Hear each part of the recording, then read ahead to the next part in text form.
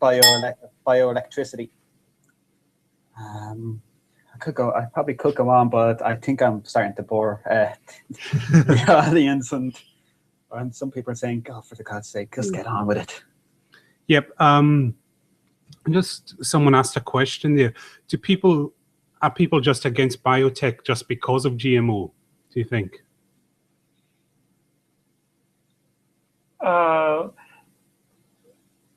Well, some of them are. There is this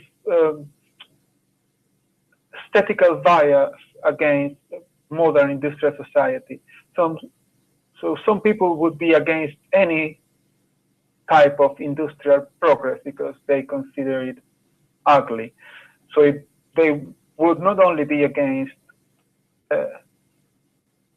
GMOs, but against any tampering with nature, as they describe it, nature with a big N.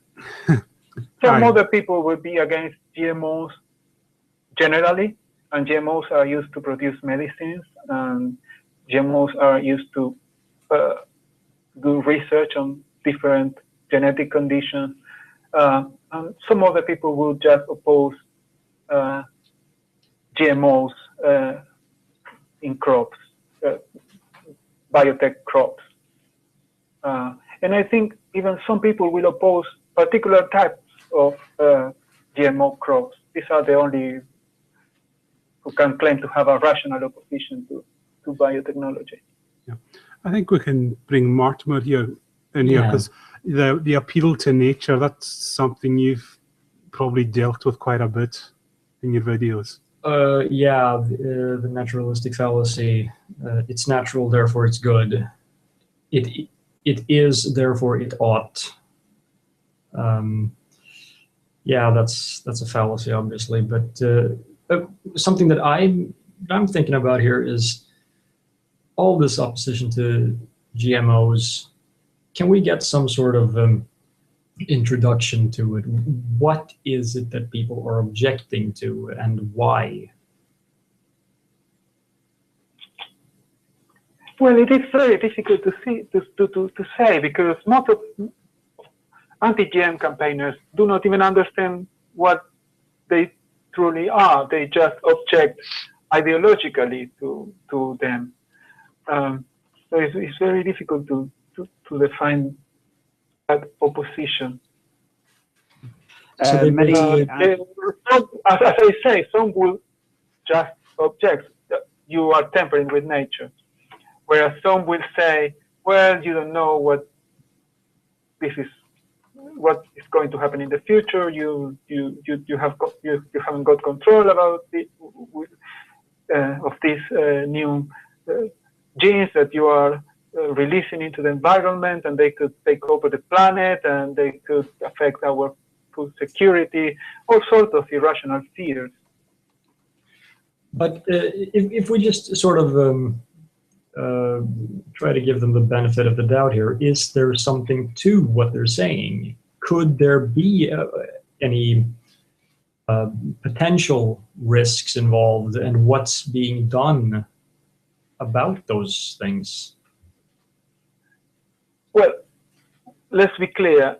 There are risks every time you develop a new technology. There are risks, and there are also risks if you reject technology. The problem is how likely those risks will materialize. Yeah. One of the biggest scaremongers techniques some activists apply is, well, you are releasing these organisms into nature, and they could take over the planet, and they will escape your control. That is extremely unlikely for most GM crops and GM organisms. You really have to nourish them for them to flourish, and if you stop giving them help, they will just die away.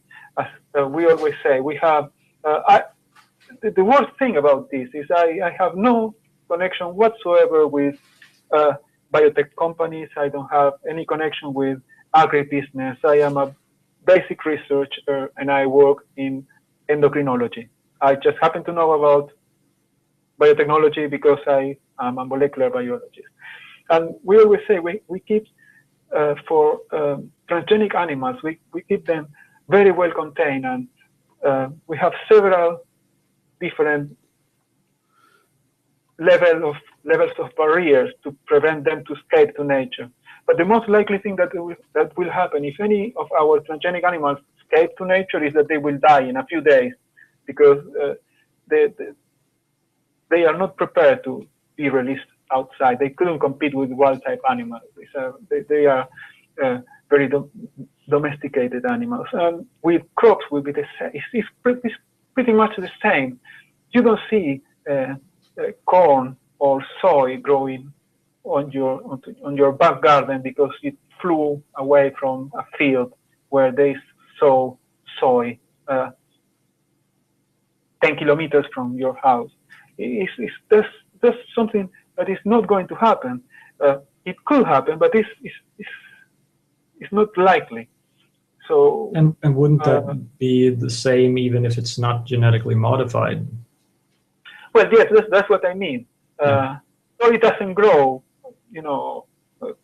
like a weed, and it will not grow like a weed even if it is genetically modified. So this fear that sounds rational, it could escape to the environment. No, it's not. It's not going to happen.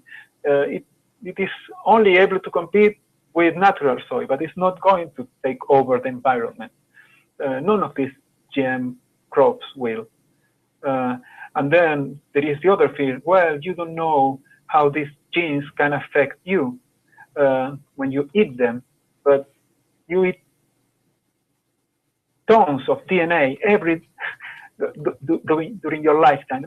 Basically, everything you eat contains DNA, and you don't become a plant. You don't integrate the DNA that you eat into your genome. So there's nothing wrong with having an extra bit of DNA or a little bit less of DNA in a plant. It's the DNA is pretty much degraded by the time it gets into your gut. So I just find that the most bizarre claim of the anti-GMO activists is that this DNA could be toxic, but that doesn't. The DNA is not going to get into your system intact. Yes, DNA is not toxic. It's not toxic at all. It's a chemical property of DNA. We cannot develop allergies to DNA, things like that. No? Because was that not the Food Babe or someone like that said recently, like no food, that it was a scandal that there was food with DNA in it. I mean, that's the kind of stuff, and people take that seriously. That just appeals to, hearing that, and they just think that's terrible. Yes. Some people don't have real worries in life, and they have to generate artificial worries. And this is a good way to be worried about something. These are probably the same people, if you told them that there's probably 10 times more bacterial cells in and on their bodies than there are at their own cells, will probably have a heart attack or a stroke. Just to come in, I think Ariel may have covered this earlier, but somebody's asking, do you specialize in a certain field of biotech? No, I am a basic scientist, and I work in endocrinology. I do genetic engineering in human cells, in vitro, in culture. I think, we've talked about the kind of area that's really annoying. Is there any of the particular pseudoscience pushers that really annoy you? I know we could name a few right now, but I'd like to hear some of the ones that really grind your gears, like the people themselves that seem to have too much influence with us. Well, I have a particular grant with Derek Chopra. Deepak Chopra, you said? Yeah. Deepak All right, Chopra. yeah. Who seems to believe that you can change your genes just by force of thought. Yeah, I wish it wasn't that easy. I spent years trying to modify cells. It's not that. And I'm a very thoughtful person, so you would assume I could change it by thought, but no, I have to use my hands. Yeah. And a lot of time. Yeah. And as a follow-on, I just have to ask, are you aware of a guy called Mike Adams?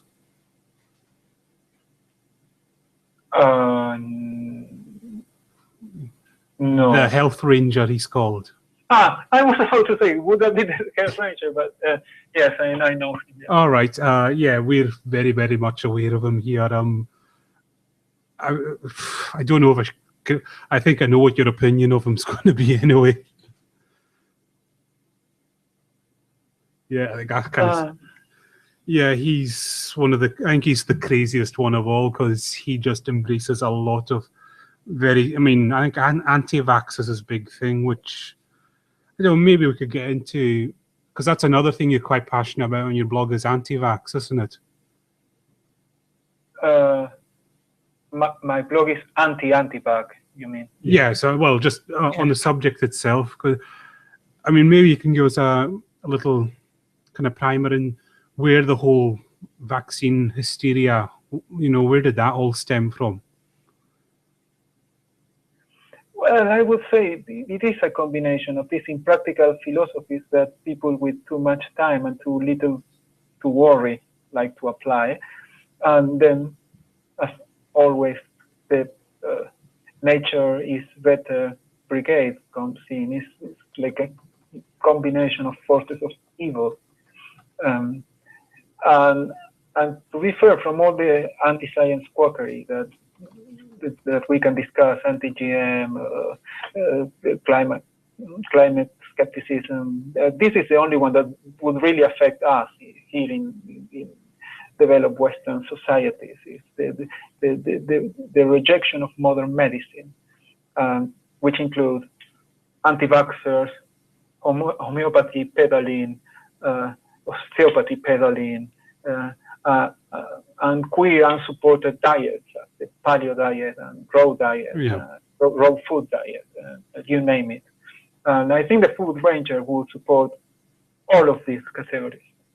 Yeah, I think Mike, I think he just supports anything anti-reality, basically. I think is his position. Anything that's anti-establishment, he'd probably support. Yeah. Kitch, do you have some questions? Yeah, sure. Actually, just quite recently, I've been aware of a miracle mineral supplement. Have you come across or done anything based on this kind of new? Well, not sure if it's new. It's new to me. New crackery. Can you repeat that question? I lost you in the middle. You heard of the miracle supplement or MMS that's been used as a cure for autism, along with everything else? I don't know. I cannot keep up with all these quack cures. There are so many cures that people claim that will save humankind. Well, yeah, basically it is quite unlikely, isn't it? It's based off of chlorine dioxide, which is an industrial bleach. I think it's actually getting banned here, or there's movement to get it banned here. But yeah, it's pretty much it's pretty much awful stuff. You can imagine trying to treat somebody with an industrial bleach. But as far as I know, it's actually a cult that's pushing this. For the life of me, I can't remember the actual John Jones. So a cult wants you to drink something that will kill you. That sounds familiar. Sounds like Jimmy Jones. Yeah. Did they Genesis 2 came with a mechanistic explanation of that, because that's one of the things it really irritates me when they come with a pseudoscientific explanation for the quackery, something that doesn't make any sense at all. Like homeopathy works like vaccines. They came with this sort of pseudoscientific explanations of why this would be a panacea. I don't think they actually have. From what I can tell, it's from what I can tell, it's pretty much the bog standard of, hey, this stuff can kill bacteria on a plate. Therefore, it should be able to treat any disease. But of course it can. It's bleach. Okay. It'll cure the disease of life. Yeah. So the people who opposes glyphosate should be passed on this information that things that kill bacteria are good for you, so they may stop complaining about glyphosate and start drinking it. Or probably quit their day job as a hairdresser, or avoid the sun at all costs. Yeah. You have to avoid the sun. The sun is terrible. It's carcinogenic according to the World Health Organization. I don't know why we didn't ban the sun already. Or working in for some reason, Coke production I saw was on there. Coke, but not Pepsi. I wonder if there's some backhands going on in there. Yeah, we know 7-Up is the healthy option. I'm sorry, can I say that? Do you come across a lot of conspiracy claims as well? I assume you do. Oh, yes. Every time you stand up for science, they will tell you that you are a shield for a pharmaceutical company. Come up asking you who is paying you, who is paying your salary. You are defending this because they are paying you. No, actually, no. I'm paid for by a charity, by a trust. Who is supported by some rich people. Who they are, I don't know. I'm very thankful that they give money to the charity, but no, I receive zero income from any company. But they will always blame you for that and tell you are evil. Yeah. Or that you are looking for a job in a company, so you are standing up for them. No. I think the most hilarious one I ever got was I had a conflict of interest because I was a student. But not explain to me why that's a conflict of interest, even though I kept badgering for an explanation. Oh, you're a student, therefore you have a conflict of interest. You can't see me, but I just shrugged my hands. Well, something that it is very interesting is that they will accuse you of being paid off by companies, by biotechnology or pharma companies to stand up for science, basically. But many of these people that is attacking you are actually selling quackery, so they make money out of it. They are either homeopaths or organic farmers, or they are employed by a company that which sells organic products, and so they make money of attacking science. But they accuse you of defending science only because you make money out of it. It's a bit unfair. And speaking of this, Mike Adams, actually, he has his own mass spec. Where does he? That's one of the questions I always wanted to know. Where did he get the money to buy and operate that? Well, it's one thing I found, and I researched Mike Adams' Health Ranger. He does actually have a legitimate job. He's a software designer. Oh.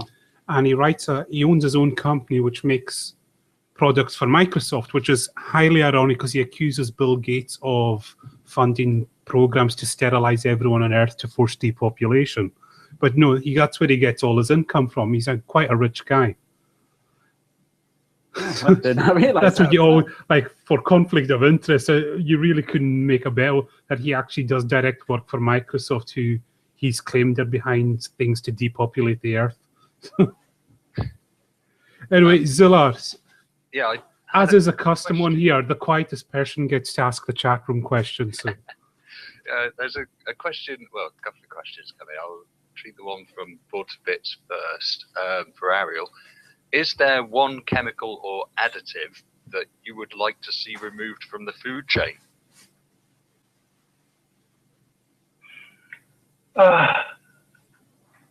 Well, that's a good question. You remove as completely remove.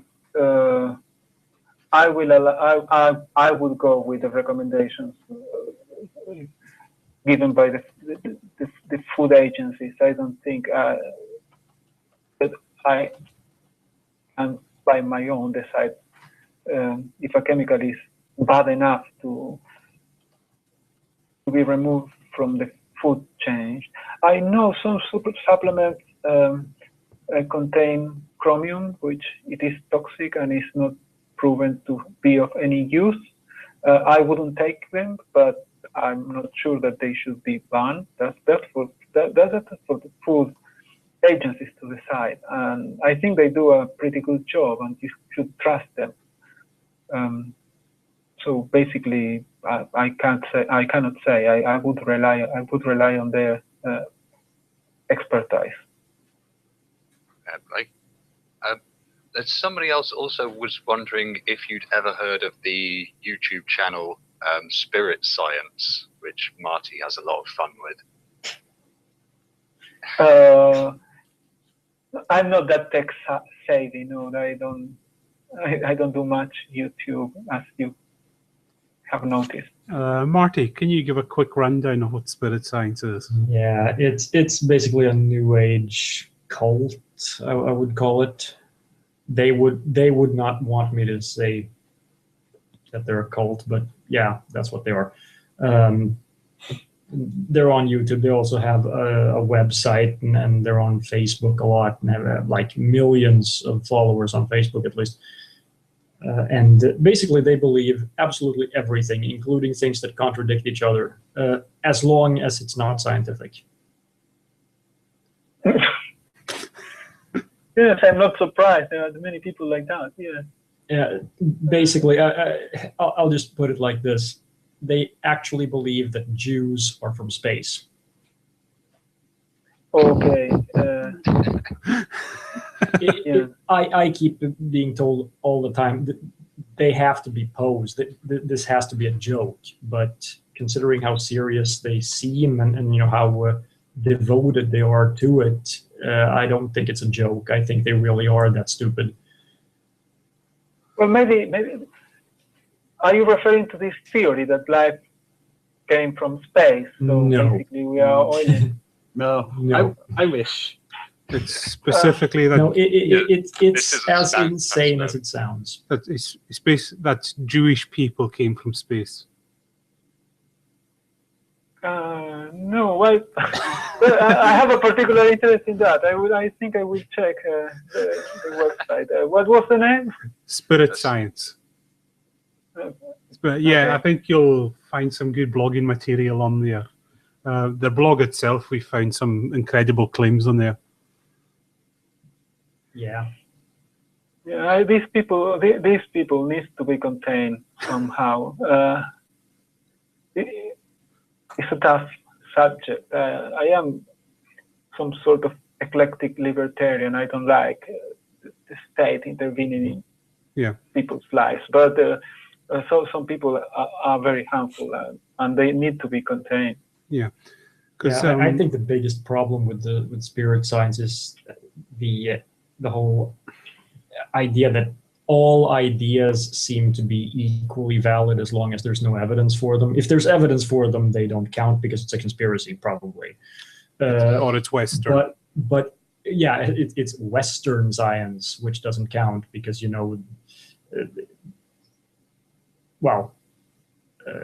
Eastern mysticism, they're so much smarter or something. Mail, motherfucker!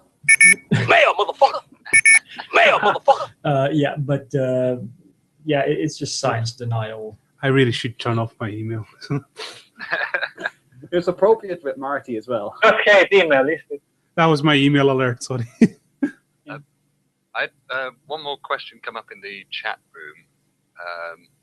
Don't know if this would be up your street or not. Somebody asking, how do neurons during brain development in a fetus know where to connect and such to create consciousness and other abilities that are essential to sustaining life? I think that's a nonsensical question. Well, that's a very tough question. I wouldn't say that the neurons assemble themselves because they want to generate conscience. Conscience is an emerging property of the arrangement of the neurons within the brain. So it's not that neurons migrate and arrange in a way that they aim for something such as conscience. How the neurons migrate, there's quite a lot of good research and understanding of how and in which way they migrate, and there are signals and there are gradients of signals. But how everything is, I cannot speculate here how everything starts, because that's more close to theology than science. We can describe what the things that happen, but the teleological question of why they happen, that's not science. And I have my personal opinion. Everybody is entitled to have one, but that's not science. Why the cells do what they do, I cannot answer. What they do, I can answer. There are different signals that light up at different points and are related to gradients of signals between cells that make them, that tell them where to migrate and when to migrate. That's all I will say. So conscience is an emerging property of the cells, and it's not their aim to produce conscience. All right. Okay, so Kitch, are you wanting to come back in there? Sure. I'll probably just go with what's actually, you said that people have accused you of, obviously when you defend science, people are going to accuse you of shilling or taking money. What's the craziest conspiracy theory about yourself people have accused you of? What's like the absolute craziest thing, or even funniest, if they're not the same? Oh, well, that's not very crazy, but yes, I've been accused several times. I don't know if these people know each other or not, of trying to get a job with a company that they hate. That all what I do, all what I have done for the last 2 years is just aim to get a job with that company. I don't know what department of that company, because I do not work in anything that they do, but that's a very recurrent theme that I find when they accuse me. Yeah. So I'm pretty sure they have the movie scientist in their head when they think of actual scientists. You know, where remember that you know that comic book where it's movie scientist, I'm a microbiologist. Well, we need you to come in and help us with this space shuttle. And then in reality, I'm a biochemist studying enzymes. I can't actually work with bacteria, or I can't actually work with this problem because I'm not specialized. Yeah, they will never hire you. They will never hire me to do plant science. I never did any plant science. Why would they hire me to do plant science or produce drugs? That's not what I do. Have you dealt with actually anyone else in natural news apart from the health ranger?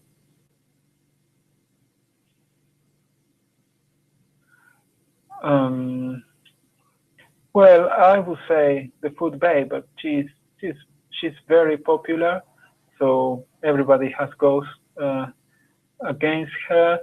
I was actually banned from commenting on The Guardian. You know, these people are very touchy-feeling about their hippie convictions, and they truly hate biotechnology. So you cannot stand up for reality and stop scaremongering. If you say that there is no reason whatever to believe that introducing a new gene in an exogenous gene in a crop will cause cancer, they get offended. Well, they get offended if you tell them that they are a bit idiotic, but at some point you have to tell them the things that they are. Yeah, I haven't been able to comment ever again on The Guardian after a couple of fights with anti-GMOers.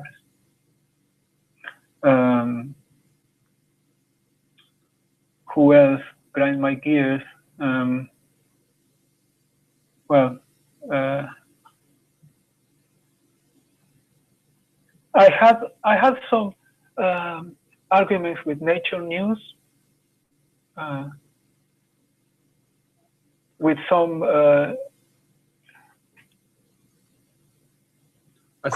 talk between neuroscience and social science, which I think are very biased, and that's my most risky blogging, because you don't want to upset Nature Publishing Group editors, but if they publish rubbish, you are obliged to let them know that something is wrong in what they say. Nobody's immune to criticism, not even Nature. No, they are not. Natural news, I actually find, is the worst place for that kind of stuff. I mean, for comment sections, because as soon as you say anything, even remotely dissenting, you're immediately accused of being a shill or working for a company or anything like that, for just saying, I think you're wrong here on this point, or you must be a shill. That's the immediate response. That's what I found anyway, and I'm... Yeah, they don't care whether they're right or wrong, so they're just interested in maintaining their beliefs. Mm-hmm.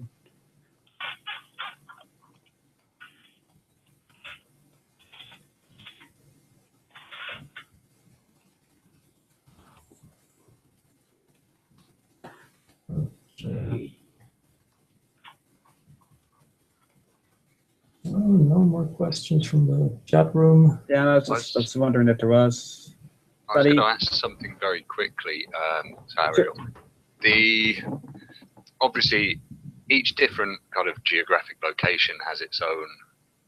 Well, there are obviously global concerns with dealing with science denialism, but each geographical location has its own little quirks of science denialism, climate change skepticism being a massive one in the US, along with denial of evolution. What's the biggest kind of science denialism thing that you face where you are in Argentina? Well, that's very interesting for you to ask. I have a strong opinion about this, which I already think I show. I've been living in the UK for almost 10 years now. There is, as the big three science denying problems that we describe, rejection of modern medicine, opposition to biotechnology, and climate change denial, I would say in the third world, or developing world, let's call them like that, of the three, the last one is not even considered. There's not much debate about climate change. It's not that they deny it, they just have bigger immediate problems. But I heard the other day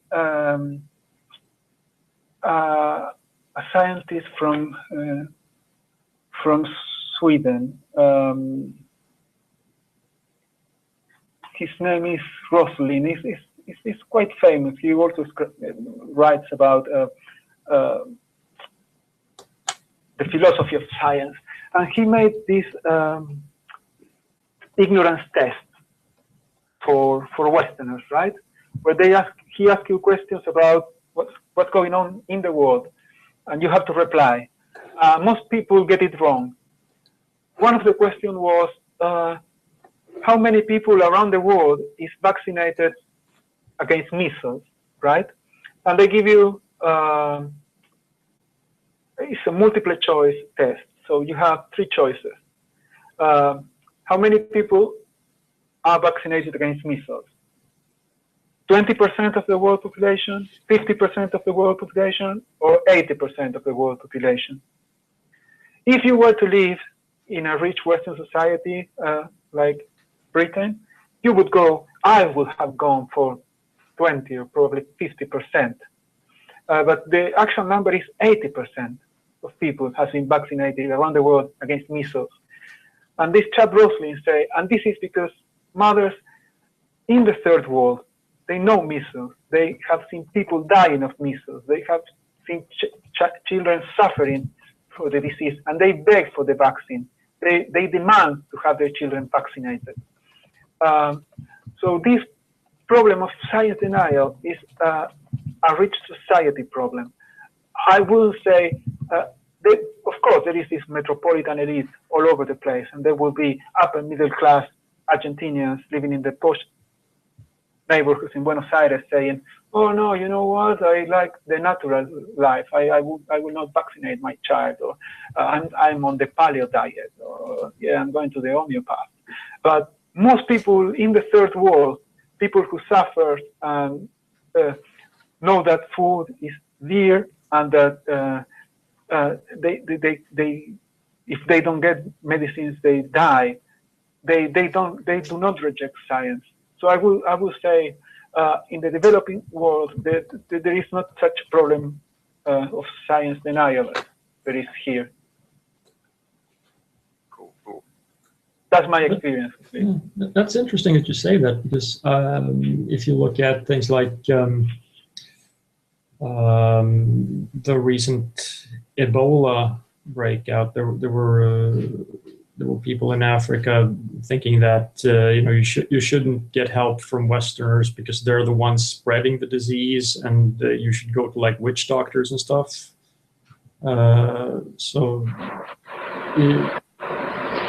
Hello. I'm sort of thinking that there would be an issue with science denial there as well, even if it may be more of a result of ignorance than willful ignorance. Well, I will go back to Hans Rosling and his viewpoint that what we call the third world is an obsolete view. And there are, because you cannot compare Brazil, which is the 5th economy in the world, with Somalia. Right. So my view of the third world is developing countries, South America, Brazil, Argentina, Chile, Uruguay, where there is certain degree of literacy, even amongst the population.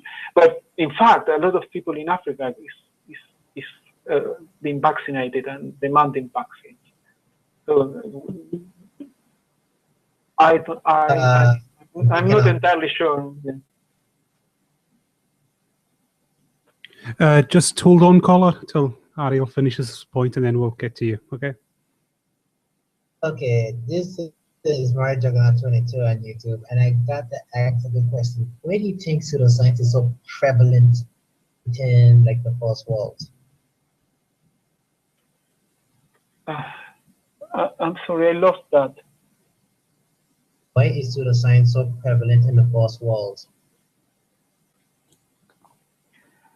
Oh, well, that's a very sociological question. I don't know. I think people need some thrill in their lives. And this society has become so fat and hedonistic that they need to believe that there is a world conspiracy that is affected somehow, and that they are under threat by something, and they try to find these threats, linking them to government and science and establishment. And this is why pseudoscience is becoming so prevalent and fashionable in the first world. Yeah, but if I could jump in, I just have this is just an opinion that I'm not too sure if it's true or not, but the way I view, for at least for medical conspiracy theories, such as vaccines and autism and these miracle cures, at least, is that maybe it's a bit more prevalent here, and maybe I'm not too sure if it's more prevalent in the. Breaking up, I can't understand you. Sorry, am I breaking? Yeah, you're breaking up a bit there, Catch. Okay, do I have to? Am I picking up? Yeah, you're really badly breaking up now, Catch. How about now? That seems to be okay. Try now. Seems to be much better right now. Just close the door. Magnet, that they work. Granted, I was stuttering and rambling there, so at least that gave me time to collect my thoughts. The reason why I think that, at least for medical pseudoscience, such as autism, these miracle cures is more prevalent in the first world than it would be in the third world. Now, it might be, I'm not too sure how much more prevalent, but this is just an idea that may or may not be correct, but I'll just throw it out there maybe for a discussion, is that in the first world, we have so much access to, to medicine. We have much better access to medicine than there would be in the third world, clean water, etc., etc. And we've seen pretty much the amazing things that medicine can do. And I think that maybe that we haven't been able to stop certain diseases like conditions like autism and HIV and all these other breaking up. Yeah, breaking up again. Yeah, I think I see where he's going rather. The idea that we've come a long way, but there seems to be some things we just can't do anything about. It's just like with the it's the same thing with the people who don't believe we ever went to the moon. So if we could do it once, why can't we do it now?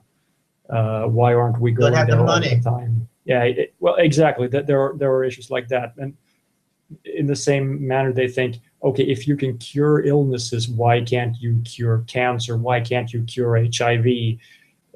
Just do some science. Why can't you do that? Well, and they figure science doesn't work. But of course, it's not that simple. You actually have to figure out what is the problem, and they don't bother learning that stuff. Yeah, I agree. It's disease and medical conditions. They're very, very difficult. Cancers, for example, is our own cells going awry, killing us from pretty much the inside. These dangerous cells. Right. HIV, has a rapid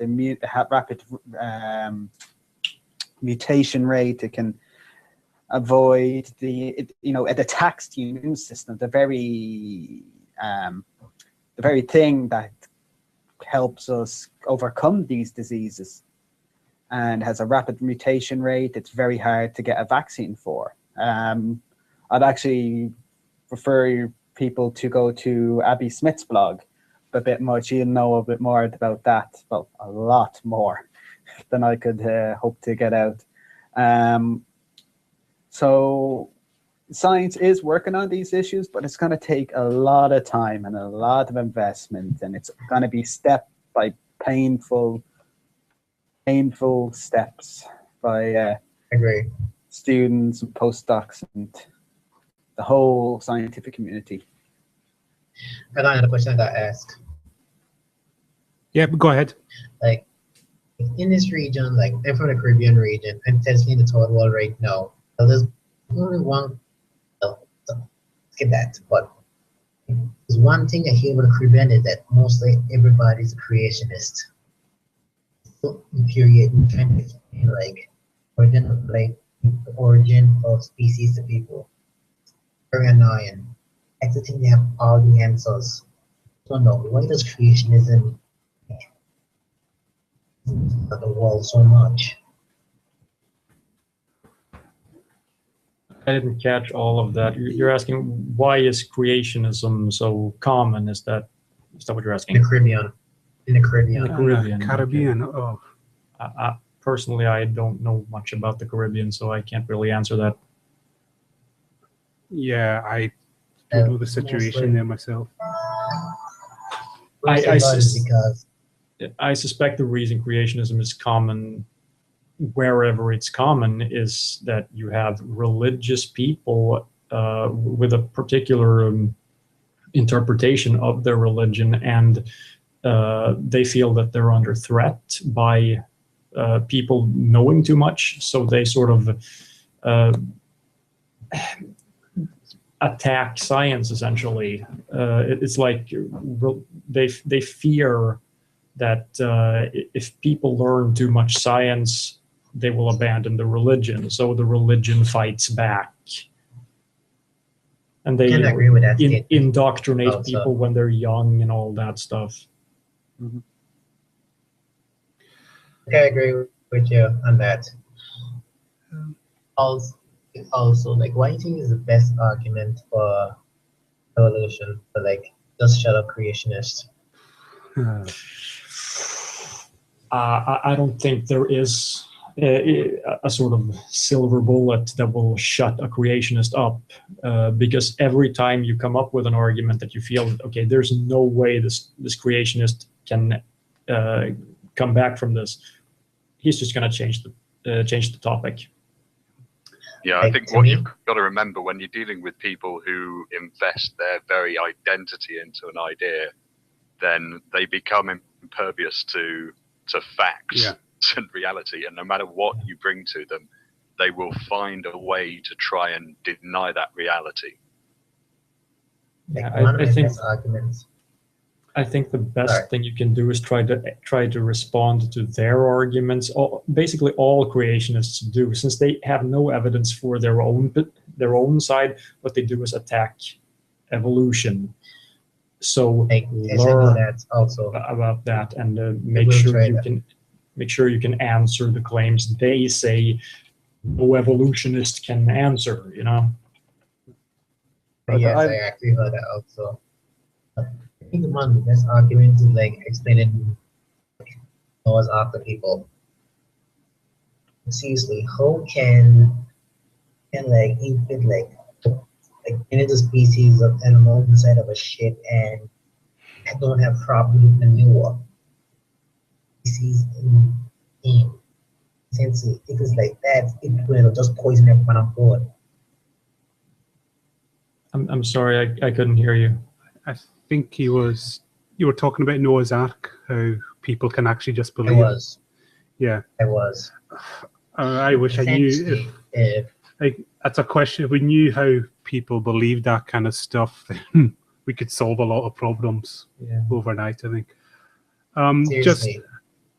I don't mean to be rude here. Okay, I'll let you have one more point because we've got a heap. We actually do have a heap of callers tonight, so I'll give you one more point, and then we'll have to move on. So I'll talk later in the discussion when it's clear up. Okay. All right. Thanks very much, caller. Sorry, we do have to move on. There's people. Thanks a million. Yeah. Thank you. Okay. Next caller is coming up. Oh.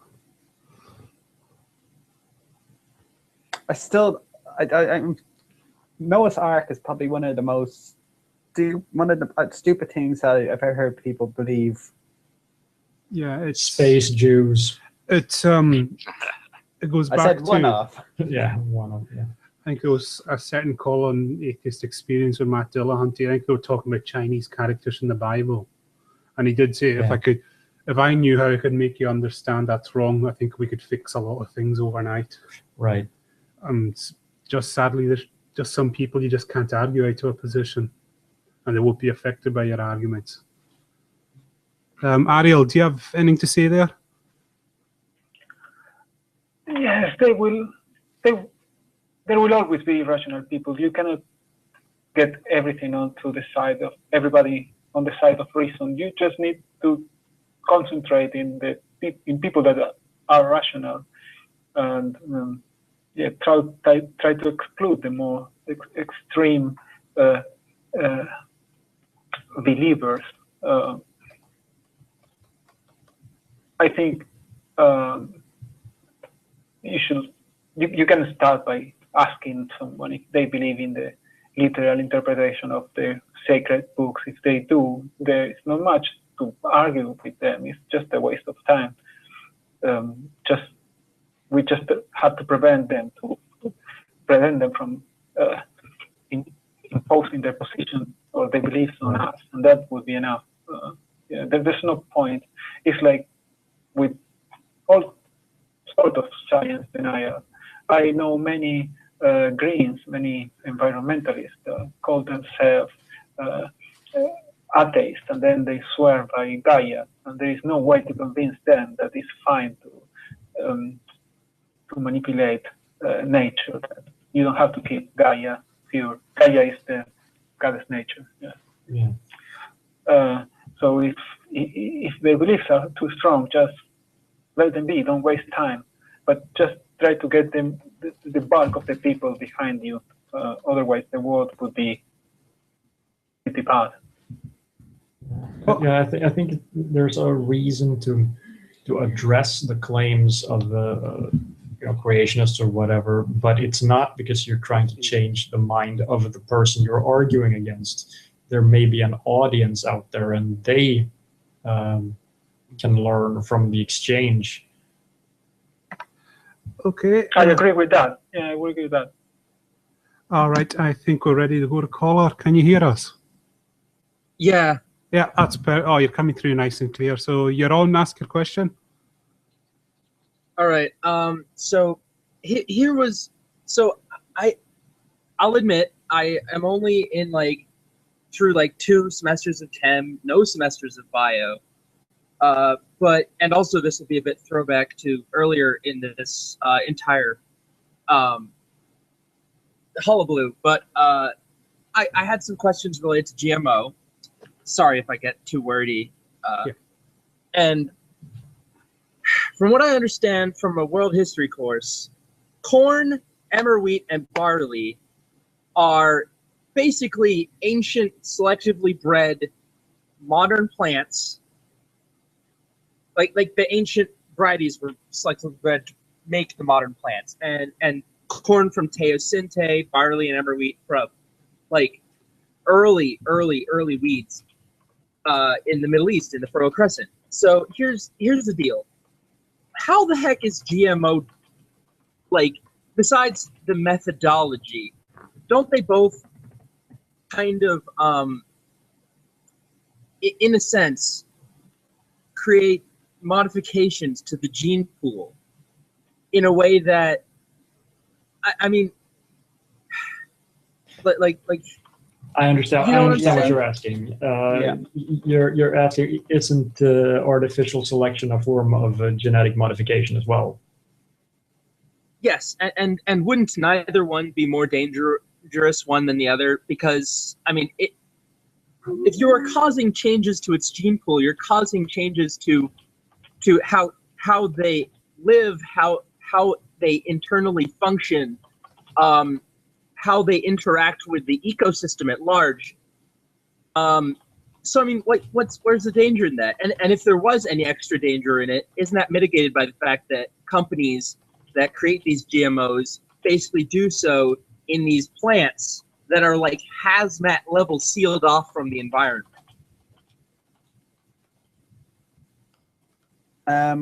Sure, I'll hop in there. There is really in terms of course, ignoring the actual methodology, the resulting difference is the results of both processes are pretty much the same. One is a lot longer. Artificial selection is a lot longer. It can be, you're depending on more of a random process with artificial selection. But with GMOs, it's much more rapid and it's more specific. Right. It's like the taking a conventional shortcut at the end of a race. Yes. Now you can you can put in known genes that you may not be able to have done so before, such as the antifreeze gene from, I can't remember the name of the fish. Sorry, I wasn't expecting to know this one. But you can take genes tomatoes with fish genes. Yeah. And even the process of that, actually just read quite recently, actually on my way back from a football match, that the way that one of the ways that we introduce these genes into a plant is through the bacterium, and I know I'm going to pronounce this awful, agrobacterium, if I got that right. I don't work in this bacterium. Agrobacterium, I think. I just sounds like a really angry bacteria. Well, it makes people Agrobacterium tumefaciens. There we go. That this bacteria, it basically inserts its genes. Basically, we use this bacteria to insert the exogenous gene into the plant genome. But this happens out in nature all the time. But apparently this process has actually been responsible to help guide the evolution of plants in nature. So the way we use it, we take this natural process and use it for our own advantage. So even the actual process is not that unnatural. Now, there are other processes in which you can do that. Gene gun is one such example. But really, the hysteria and the hype is around toxicity, at least, is totally unfounded. There are other issues with GMOs which may or may not be unfounded, but it's the actual toxicity itself is a non sequitur, and there's really no difference in the finished product between the artificial selection and the GMOs. Sorry, I've took far too long to get to that simple point. It had to happen sooner or later. I get that, and that makes a whole lot of sense. But I mean, like, not only does the DNA toxicity thing a non-issue, here's what I also understand to be a non-issue. If somehow, like, say an accident happens and you actually create some sort of some sort of like a gene expression that was not intended, an accident in that way, such that you say give emmer wheat the same genes that apples have that gives them cyanide in their seeds, but like significantly more concentrated. Here's the thing: the way they're raised in captivity, these artificially created plants, you could easily, take that out of commission. You kill the plant. You keep it from being in the larger ecosystem easily. What I would say to that is that you're not, this genetic modification, you're only inserting one gene into the genome. I know, but I'm saying worst case scenario. But sorry, I find it very hard to see. I know you're saying worst case scenario, that you could. Are you saying that you could? I think I know what you're talking about. You would be able to see it though. You would be able to test for this very easily. Exactly. Very, very easily. You're saying that if you were to modify, say, something like an apple, you could turn on the cyanide gene expression in a part of the apple that it was not supposed to be. Again, it's you could test for this, but it's very hard to see happening. If you know what I mean, it's something that would be very, very, very unlikely. That comes to what we were discussing before, chaps, about everything. Everything's got risks. You don't know if the radio frequencies of your cell phone will cause a tumor in the brain, and that tumor will make you more aggressive and run over people. That might happen, but it's very unlikely. We cannot just stop using cell phones because maybe radio frequencies will cause the growth of a tumor that will drive you mad. Tumors can drive you mad and start running over people with your car.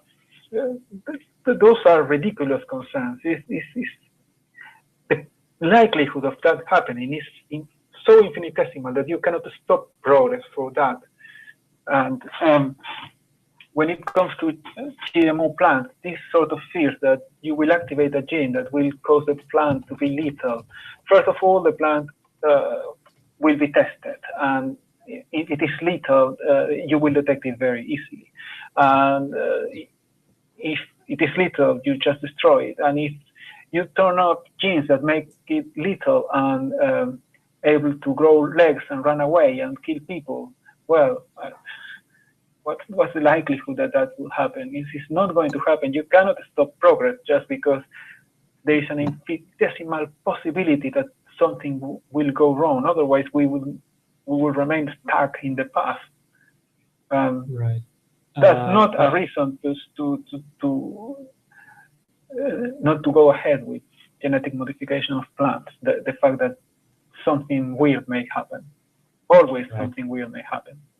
I just want to sneak in here something about cell phones causing cancer. Radio waves are not ionizing, so that it doesn't work that way. Yep. I just want to come in here, caller. Do you have one last point? Because we do have someone else wanting to get in. So if you could make your last point, and we'll take it off the air. Thanks for the call as well. I guess my end point there is to put this all in like one larger point. I guess my point was that like there is pretty much no GMO equivalent of China syndrome, no series of runaway accidents that could end with catastrophic world-ending consequences. No, I don't think there's a Walking Dead scenario out there just yet. Yeah. All right, is that everything there? Yeah, I think that's it. And forgive the Americanness of the China syndrome. It's no problems, no problem at all. Thanks very much for the call. All right. Thanks a million.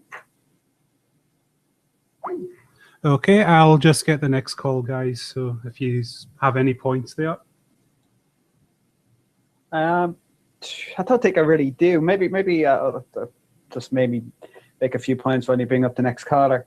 Yeah, every new technology has certain inherent risks, but these are risks that competent scientists who are doing the research are also well aware of. These guys are testing and will find it if there are any risks. Okay. Either in universities or in the regulatory authorities. So just get straight to caller because we're running very low on time right now. Abraham, are you there? Please be there. Yeah. All right, cool. There you are. So you're on with the crew. Just ask your question. Like I say, we're down to about 4 minutes here. So I'm sorry, we will have to hurry you along a little bit. No, that's fine. Okay. Fire away. All right. Yeah. So I just want to know, obviously, homeschooling would be one factor in science denialism. Actually, a big factor because obviously in childhood is when most future ideas are ingrained.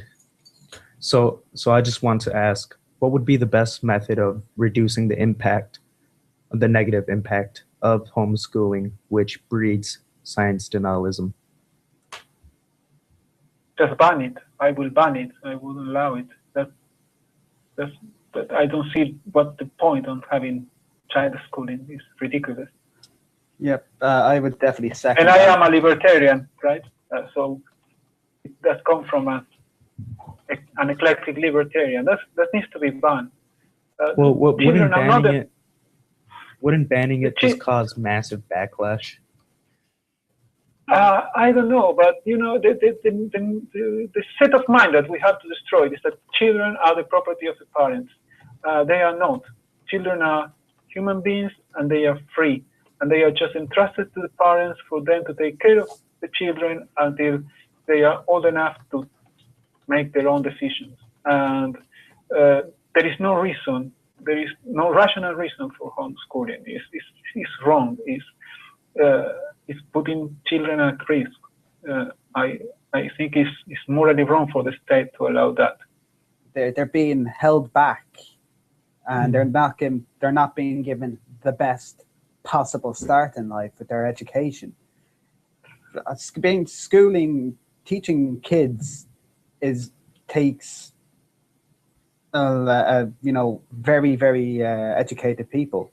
I don't want to diss any teachers out there,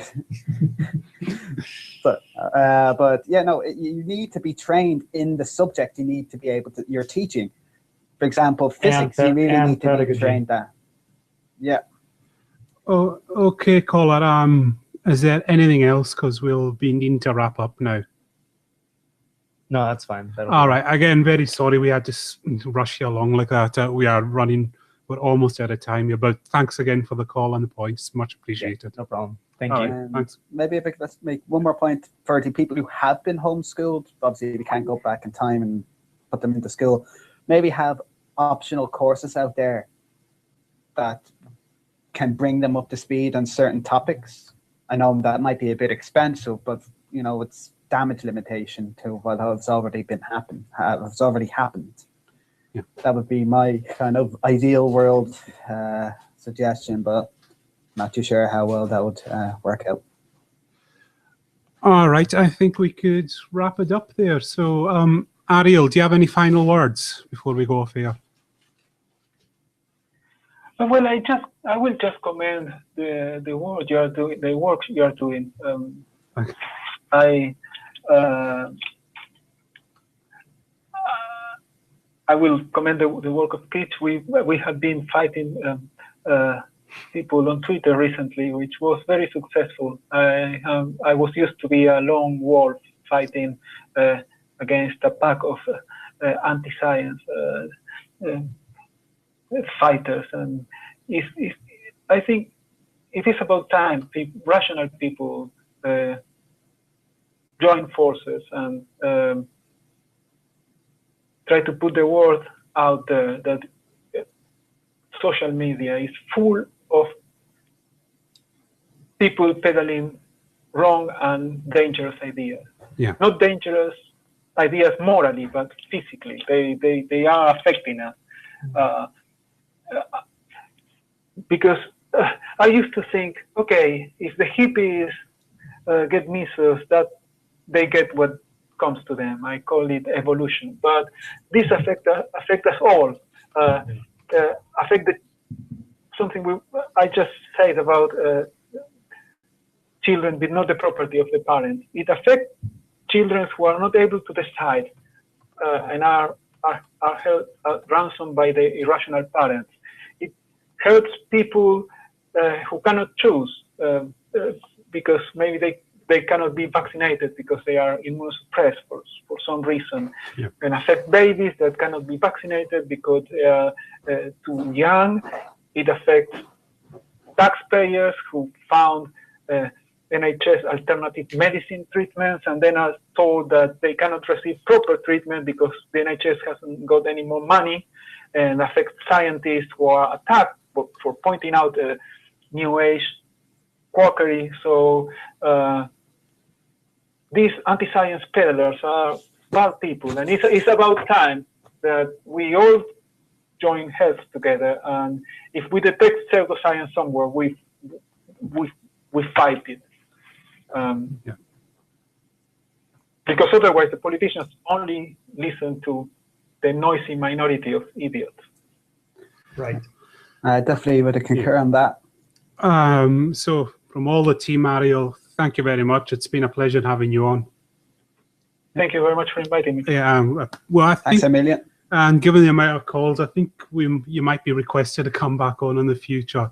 But big thank you. We've run slightly over, and I'm not going to go to all the usual goodbyes. As you can tell in the background, I do have a guest with me, so I have to run off very quickly. But thanks everyone for tuning in, and we'll speak to everyone very soon.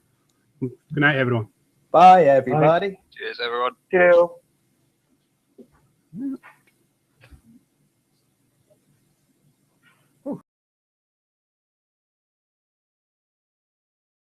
Because I am a molecular biologist.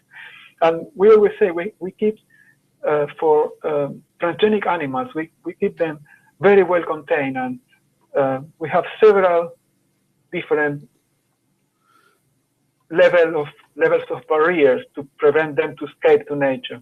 But the most likely thing that will happen if any of our transgenic animals escape to nature is that they will die in a few days, because they are not prepared to be released outside. They couldn't compete with wild-type animals. They are very domesticated animals. And with crops will be the same. It's pretty much the same. You don't see corn or soy growing on your back garden because it flew away from a field where they sow soy 10 kilometers from your house. That's something that is not going to happen. It could happen, but it's not likely. So and wouldn't that be the same even if it's not genetically modified? Well, yes, that's what I mean. So it doesn't grow,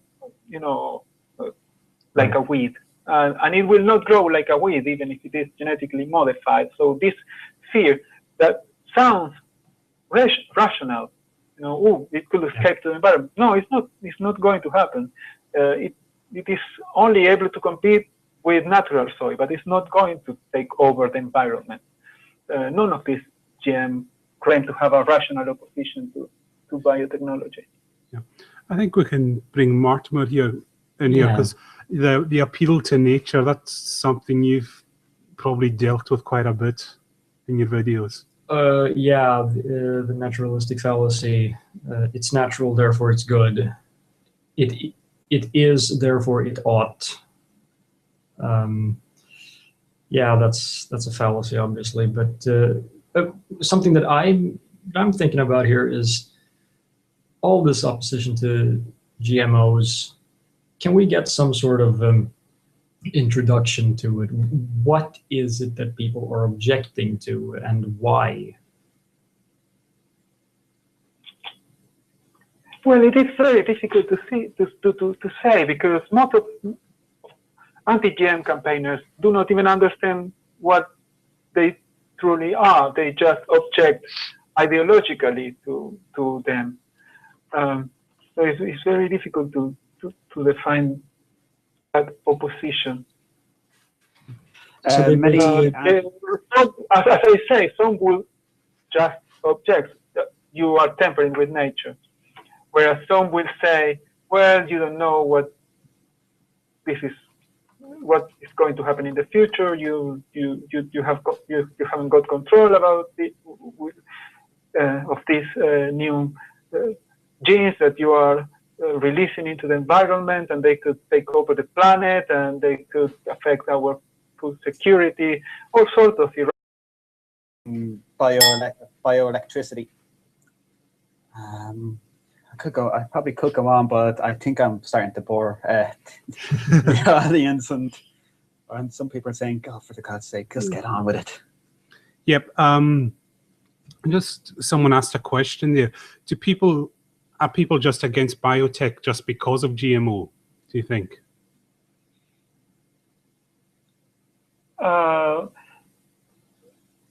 Well, some of them are. There is this aesthetical bias against modern industrial society. So some people would be against any type of industrial progress because they consider it ugly. So they would not only be against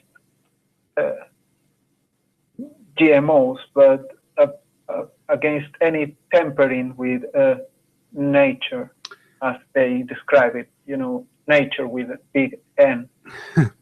Some other people would be against GMOs generally, and GMOs are used to produce medicines, and GMOs are used to do research on different genetic conditions. And some other people would just oppose GMOs in crops, biotech crops. And I think even some people will oppose particular types of GMO crops. These are the only who can crops will. And then there is the other fear. Well, you don't know how these genes can affect you when you eat them, but you eat tons of DNA during your lifetime. Basically, everything you eat contains DNA, and you don't become a plant. You don't integrate the DNA that you eat into your genome. So there's nothing wrong with having an extra bit of DNA or a little bit less of DNA in a plant. It's the DNA is pretty much degraded by the time it gets into your gut. So I just find that the most bizarre claim of the anti-GMO activists is that this DNA could be toxic, but that doesn't. The DNA is not going to get into your system intact. Yes, DNA is not toxic. It's not toxic at all. It's a chemical property of DNA. We cannot develop allergies to DNA, things like that. No. Because was that not the Food Babe or someone like that said recently, like no food, that it was a scandal that there was food with DNA in it. I mean, that's the kind of stuff, and people take that seriously. That just appeals to, hearing that, and they just think that's terrible. Yes, rational fears. But if we just sort of try to give them the benefit of the doubt here, is there something to what they're saying? Could there be any potential risks involved, and what's being done about those things? Well, let's be clear. There are risks every time you develop a new technology. There are risks, and there are also risks if you reject technology. The problem is how likely those risks will materialize. Yeah. One of the biggest scaremongers techniques some activists apply is, well, you are releasing these organisms into nature, and they could take over the planet, and they will escape your control. That is extremely unlikely for most GM crops and GM organisms. You really have to nourish them for them to flourish, and if you stop giving them help, they will just die away. As we always say, we have the worst thing about this is I have no connection whatsoever with biotech companies. I don't have any connection with agribusiness. I am a basic researcher, and I work in endocrinology. I just happen to know about biotechnology